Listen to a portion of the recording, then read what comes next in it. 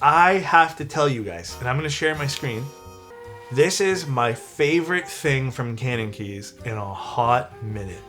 I'm telling you guys, my absolute favorite release in a while, dude. I think this looks so pretty. They have some different colors for this. The yellow is the more expensive one, I think, because it's coated. But this keyboard is just hot, bro. Like, it is gorgeous. Absolutely stunning. The mono color is nice. Everything about it I'm into visually. Very fun project. Definitely a little pricey, but I can understand why in some degree. It is nice. This would look so good with Gestalt as well. Like, there's so many good keycap sets that would just like slap on this. But alright, they sent me the mono one. This is going to be a sponsored stream. I'm not keeping the board though. I wish I could. Not gonna lie, wish I could. But I might have to get... This is one of those boards where if... I really hope this sounds good. At least to my preferences, because I kind of want one. Here is the board. It is a full-size board, which is nice to see. And it's also really refreshing to see a full-size keyboard that doesn't suck, like visually. Okay, we have some accessories here. I don't know if this will come with a case at the end of the day. That's the one thing I didn't look. But look at this. First of all, really like this top frame. Really, really nice. All right, let's flip this keyboard over. It is a good looking board though. It is a good looking board. And here is the side profile. Good side profile too. They killed it with this. This is so nice. I gotta say though, I think, believe it or not, I think this keyboard looks good in just about every colorway. I don't think there's a bad colorway to go with this. It's a very like artsy board, I'd say. Red and yellow though, honestly, I like everything. There's not a bad color for this board. Look at that. Even the back looks nice. They did a good job. You know, like it looks simple. Actually, you know, the mono's nice. The mono's growing on me. At first I thought I wouldn't love the mono. I knew we were getting it, but I was, you know, the blue's nice too. This part's really cool. I like the texture. The only thing I could say, like maybe design-wise, that I would have loved to see, and I know they kind of have it right over here, so we'll see as we kind of build this. Maybe a splash of, actually, do the other ones have a splash of color? Not really.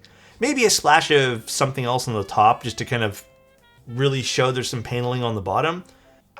Other than that, man, visually, this slaps. They killed it with this. This is nice. This is a really pretty board, though. Theme-wise, they really hit the nail on the head with this. Yeah, this is a very pretty board. This is like one of the few full-size boards where I think they did a theme for a full-size extremely, extremely well. I kind of appreciate the internal screws here. I think it makes sense. I feel like this looks better actually without screws. One of the few cases where I'll actually say this looks better without the screws being visible. I don't mind these. There is a lot of them though. This is the hot swap variant. I don't know if the sockets will be this color for the final. I know sometimes with test PCBs, they give us the sockets. So these could not be final socket colors. Either way, I don't think it matters that much because they're purple. Pretty good layout support. The only thing I see missing really is ISO, and there might be an ISO PCB, I'm not too sure. It's got everything we need. Yeah, some pretty nice options. I think this is also going to be available in Southpaw, I think. Yeah, Southpaw is available for this as well. I don't have Southpaw today. And then this is the secondary PCB. And then I think you would have to get, you would have to get the specific Southpaw PCB here. Yeah, I mean, this has options too. Lots of them. So if you wanted to not make this in traditional numpad, you can make it into whatever you want. That's crazy. What are the options on that? So you can do Southpaw wooden key or wooden keyless or regular. And then in terms of other options for layout, there is a lot of layout support here. The front height of the board is 20 millimeters. Now, for whatever reason, if I had to give you as a guess, I would actually say something like 18. It looks lower than it is. But 20 millimeters is literally the upper threshold of what I consider comfortable. Anything past 20 mil, I'm usually kind of like meh on personally. And this is a 7-degree type angle, which is pretty standard, I think. Not bad, not bad. GMK and VIA support. I don't know if it'll load up today, but we'll see. So this particular variant would be $495. For something like this, I would say not bad personally. And then what plate did they send us today? They sent us aluminum. Now, if anyone's watching this back and be like, Alex, isn't this a review stream? It is, but this is such a big board that this part takes a long time. And there's not much to review, so bear with us. All right. So, How does the daughter board work here? Do we screw it to the top? We do. I like that. All right, this is a solid chunk. Well, let me just put this down here. Ooh. Interesting internal structure. Is that a little room extra for the stabs? Yes, they have cutouts for the stabs. I'm guessing because this is a little bit more slim on the inside, or maybe they just want to keep some of that mass there. So far, I'm really liking this. This is cool. What a fun piece. I do like this though. I like the fact that this is top mount and then it has the daughter board on the top frame. This should make assembly ever so slightly easier, and I really appreciate that. This is like the first board in a while that I actually look at the back and go, wow. Wish I had the spare cash though. I know things are a little tough right now, but yeah, this is a very pretty board, I gotta say. Oh, okay, there we go. Maybe I'm gonna have one little gripe with the keyboard, but we'll see. I'm hoping I don't. Okay, one small gripe with the keyboard. It seems to only be in like 2 areas.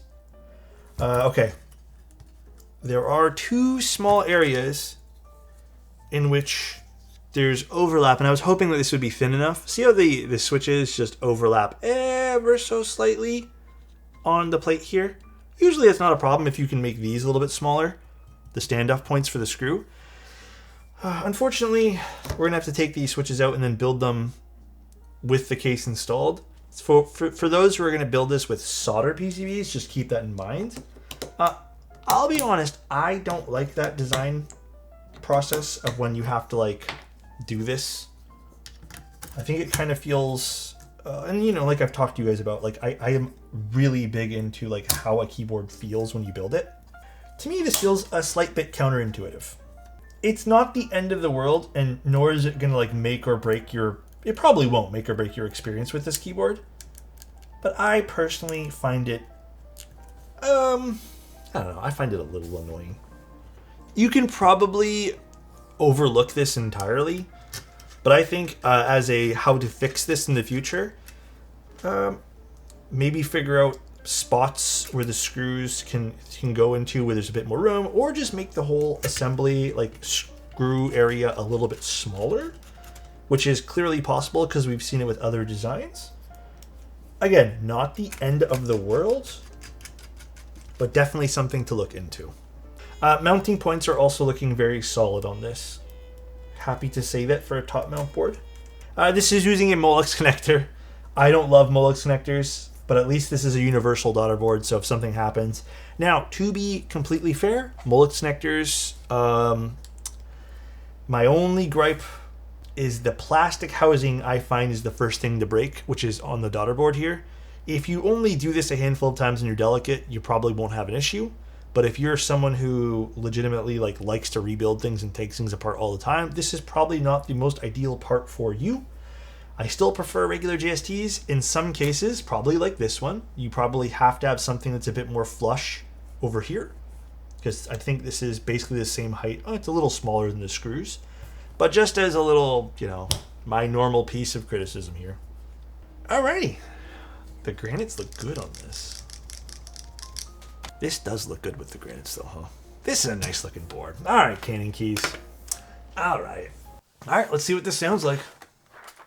So granites, we might switch up the spacebar here, but let's just see what the granites sound like. I might have to tune the stabs, so just keep that in mind. Aluminum plate, this is top mount.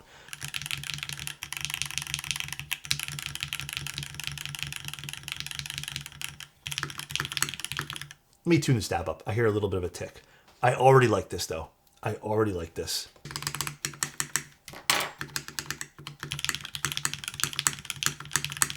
I'm gonna swap the spacebar. I'm just gonna try a milky yellow really quick. Let's see, what if I just swap to a cherry switch actually? There we go.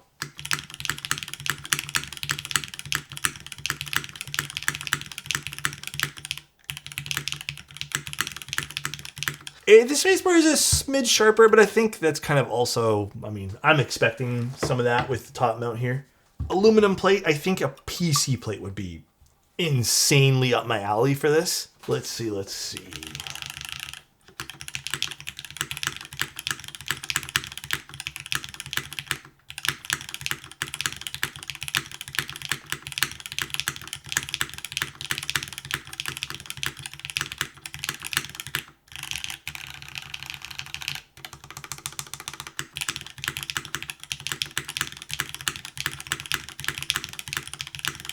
I kind of like it.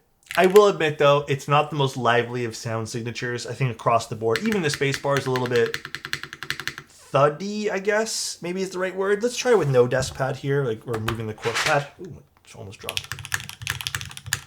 Ooh, this is very deep sounding now.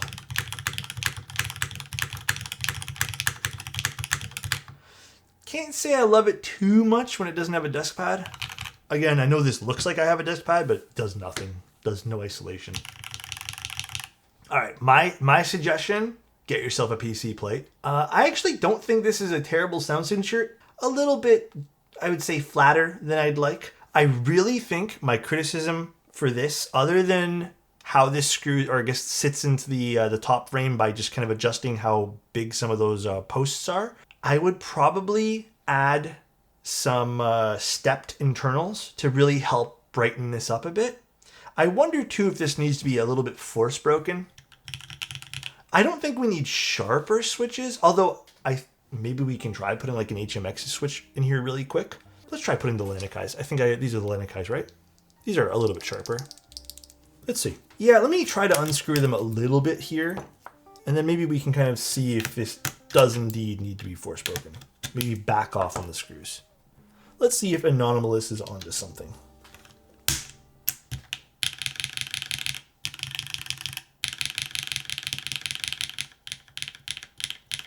I can still tell there's that undertone of like,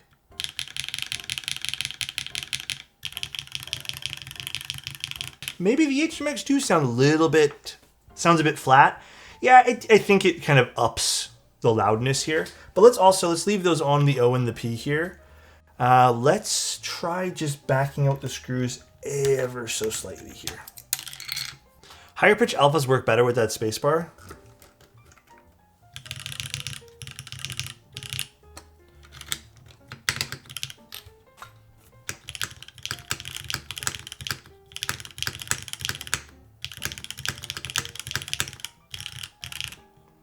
Ooh, I sort of think I can kind of hear some of the sound again, kind of like resonating a little bit better. Should we quickly force break this? You know what? Screw it. Let's just quickly do it. Again, I want to clarify, if this was a really bad sound, I would tell you guys it's a really bad sound. I don't think this is a super bad sounding keyboard at all. Okay, let's see what this sounds like now, if there's even any difference. Now, the O and the P are different switches.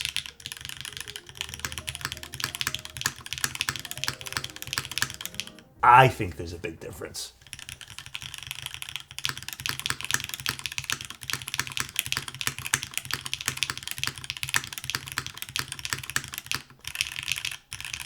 Yeah, I think it's not a huge difference. Sorry, I know I said there was a big difference. Let me take that back. It's not a huge difference, but I think that underlying flatness is completely gone. I still think this would be better suited with a, at least for my preferences, a PC plate. There's the long pole switches on O and P. Even these, you can tell there's a bit more oomph on the high end now.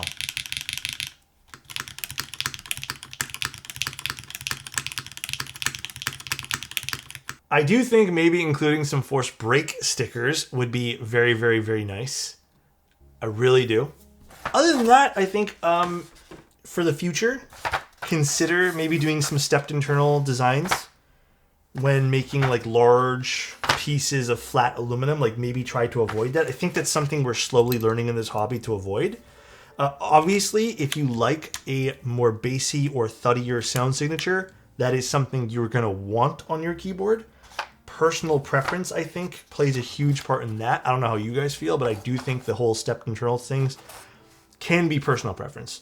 But I think objectively, making the areas where you screw in the bottom case and top case a little bit smaller, that way you don't have to constantly like remove switches and stuff, especially for solder units, would be pretty smart. And then yeah, I think including force break stickers. No, Alex, keep the black up arrow. I think this like split line down the middle of different colors is just so pretty. I also kind of like how this is a little bit longer with the silver. Kind of adds to just a little bit more patchiness, but it's nice. It is nice. All right, guys, have a good one. Love you. Talk to you soon. And good night, everybody. Bye-bye.